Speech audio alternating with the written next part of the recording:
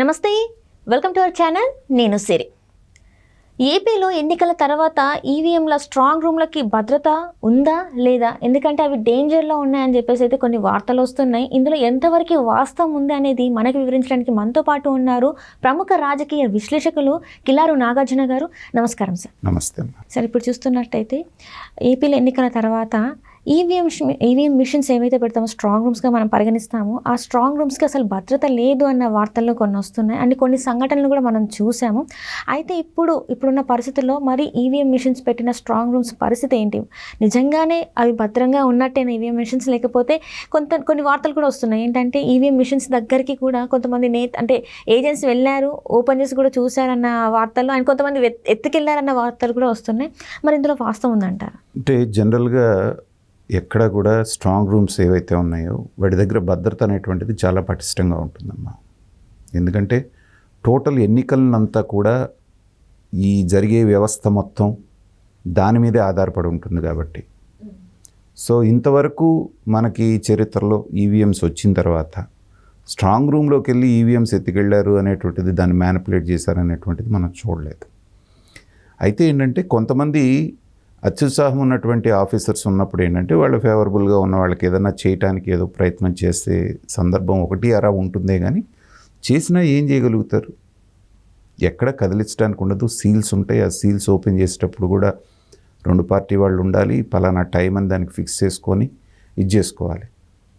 So మనకేవో వచ్చినాయి, ఎక్కడో ఒక చోట కొంతమంది వెళ్ళి దాని లోపలికి వెళ్ళారు వితౌట్ పర్మిషన్ అని ఒక ఆఫీసర్ ఏదో అలౌ చేశాడు అనేటువంటిది ఓవరాల్గా జనరల్గా జరగదు.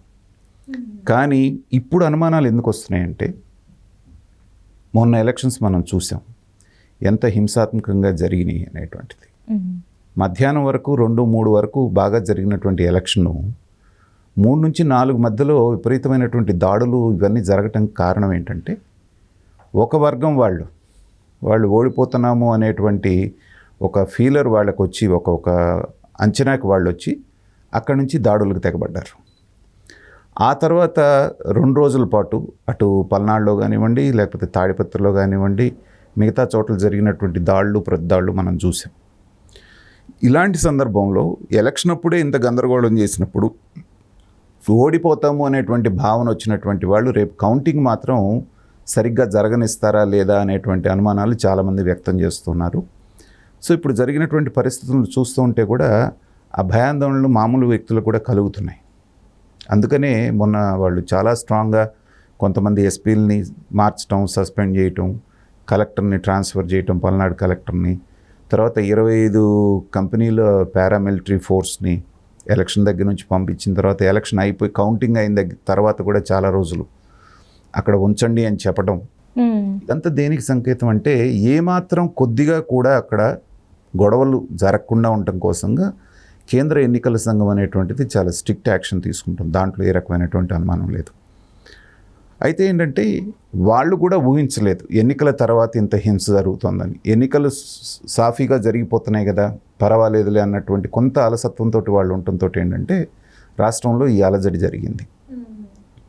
ఇది జరగటంతో అంత ఎన్నికలు బాగా నిర్వహించినా కూడా ఎన్నికల కమిషన్ మనం చూసాం, గతంలో నా ఓటు పోయిందని, నా ఓటు ఎవరో వేశారని, నా ఓటు గల్లంతయిందని, దొంగ ఓట్లు ఉన్నాయని రకరకాల కంప్లైంట్స్ చూసేవాళ్ళు. ఈసారి ఒక్క సంఘటన కూడా అలాంటిది జరగకుండా, నా ఓటు లేదు అని ఒక్కళ్ళు కూడా అనకుండా సాఫీగా జరిగింది. దానికి మనం వాళ్ళని అభినందించాల్సిందే. అయితే అంత చేసింది కూడా వాళ్ళు కేవలం ఆ 2 రోజులు కొద్ది చోట్ల జరిగినటువంటి గొడవల మూలాన వాళ్ళ మీద పెద్ద ఎత్తున విమర్శలు రావడం జరిగింది. అందుకని ఈసారి ఏం చేస్తున్నారంటే కౌంటింగ్ని వాళ్ళు చాలా ఛాలెంజింగ్గా తీసుకున్నారు.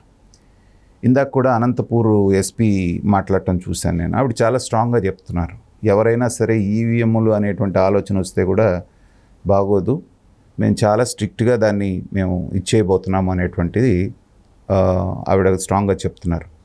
అందుకని ఏంటంటే భయం ఉండటం అనేటువంటిది మంచిదే. ఏమన్నా జరుగుద్దేమో అనేటువంటి సస్పిషన్ ఉంటే ఏంటంటే ఇంకొంచెం మనం కాషియస్గా ఉంటాము.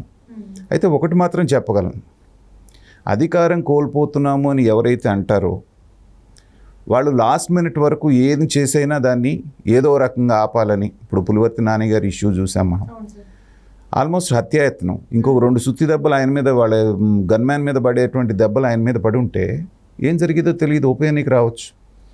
ఎందుకంటే అక్కడ వాళ్ళు ఓడిపోతున్నారు అనేటువంటిది వాళ్ళకి క్లియర్గా తెలిసింది. తెలిసిన తర్వాత అక్కడ కూడా ఇట్లాగే స్ట్రాంగ్ రూమ్ దగ్గరికి వాళ్ళు వెళ్ళారనేటువంటిది, అంటే వీళ్ళు స్ట్రాంగ్ రూమ్కి వెళ్ళటం అనేటువంటి దానికంటే కూడా వాళ్ళు అదొక ట్రాప్ లాగా ఏర్పాటు చేశారు.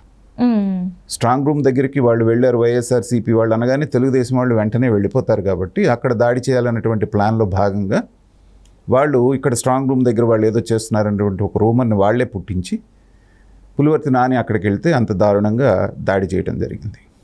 కాబట్టి ఇలాంటి సంఘటనలు జరుగుతున్నప్పుడు ఏంటంటే ఈసీ అనేటువంటిది చాలా ప్రోయాక్టివ్గా వాళ్ళ రోల్స్ తీసుకున్నారు. ఎవరైతే అవినీతి పరులైనటువంటి ఆఫీసర్లు ఉన్నారో లేదా ఒక పక్షం తీసుకొని వాళ్ళకి ఫేవర్ చేస్తున్నారు అనేటువంటి ఆఫీసర్స్ ఎవరైతే ఉన్నారో వాళ్ళు ఎస్ఐ స్థాయి దగ్గర నుంచి ఎస్పీ స్థాయి దాకా నిర్దాక్షిణ్యంగా పీకి పారేస్తున్నారు. కాబట్టి పోలీస్ డిపార్ట్మెంట్లో కూడా రేపొద్దున మళ్ళీ ఎందుకు వచ్చిన గొడవలు అనేటువంటి కొంత ఇది వస్తుంది వాళ్ళకు కూడా.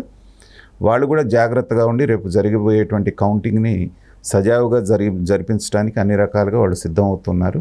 ఇలాంటివన్నీ ఏంటంటే ప్రతిపక్షం వాళ్ళు ఎందుకంటే ఇంకొంచెం జాగ్రత్తగా ఉంటారనే ఉద్దేశంతో కూడా అక్కడేదో చేస్తున్నారు ఇక్కడే చేస్తున్నారని వీళ్ళు పుట్టిస్తారు, వాళ్ళు పుట్టిస్తారు. ఇవన్నీ రూమర్స్ లాగానే ఉంటాయి. కానీ లోపలికి వెళ్ళి స్ట్రాంగ్ రూమ్లో ఏదో చేస్తారు, వాటిని ఏదైనా చేస్తారంటే అది అంత ఈజీ కాదు. దానికి తగినటువంటి చర్యలు వాళ్ళు తీసుకుంటారు అనేటువంటి నాకు. ఇక్కడ చూస్తున్నట్టయితే సార్ అంటే 2 అంచెలు ఉన్నదాన్ని 3 అంచెల సెక్యూరిటీ బలగాల్ని పెంచారంటే 3 layers ఆఫ్ పోలీస్ సెక్యూరిటీని దాటుకొని ఈవీఎం మిషన్స్ వరకు వెళ్ళే అవకాశం ఉందంటారా? మరి సాధారణ పరిస్థితుల్లో అయితే ఉండదమ్మా. అందులో ఏంటంటే ఆ లోకల్ పోలీసు కొంతమంది ఉంటారు, సిఆర్పిఎఫ్ కొంతమంది ఉంటారు.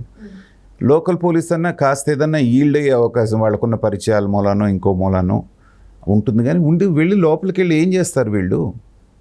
ఈవీఎం మిషన్స్ని ఎత్తుకుపోతారా? ఎత్తుకుపోయి ఎక్కడ దాకా వెళ్ళగలుగుతారు వీళ్ళు? వాళ్ళ భవిష్యత్తు గురించి వాళ్ళకి ఆలోచన ఉండదా? రేపొద్దున వాడి జీవితం ఏమైపోతుంది అనేటువంటిది. కాకపోతే ఏంటంటే ఏదో అలజడి సృష్టించాలి, కాస్త ఏదో ఇచ్చేయాలనేటువంటి ప్రయత్నాలు ఉంటాయే కానీ వాటిని టచ్ చేయటం అనేటువంటిది కూడా అసాధ్యం. వాడి జోలికి వెళ్తే వాళ్ళ జీవితం అనేటువంటిది పూర్తిగా ఇకపోయినట్టే, అంత స్ట్రిక్ట్గా ఉంటాయి. ఇక్కడ ఏంటంటే సార్ ఇజ్రాయెల్ ఏదైతే ఉందో ఇజ్రాయెల్ మెథడ్ వల్ల ఆ ఇన్స్ట్రక్షన్స్ వల్ల ఏదో చేయొచ్చు, ఇంకా ఓటుని చేంజ్ చేయొచ్చు, ఇలాంటి చాలా చాలా వస్తున్నాయి సార్, రూమర్స్ వస్తున్నాయి. మరి ఇజ్రాయెల్ టెక్నాలజీతో ఇంకేమైనా చేసే అవకాశం ఉందంటారు? రూమర్స్ అన్నీ ప్రతి ఎలక్షన్లో మనం చూస్తున్నాం. ఓడిపోయిన వాళ్ళు ఏమంటారు? ఈవీఎంని ట్యాంపర్ చేశారంటారు. గత ఎలక్షన్లో 2019లో మనం చూసాం. చంద్రబాబు నాయుడు గారు ఓడిపోయిన తర్వాత తెలుగుదేశం వాళ్ళు ఇదే అన్నారు, వైసీపీ వాళ్ళు ఈవీఎంలను మేనేజ్ చేసి బీజేపీ సహాయంతో గెలిచారు అని.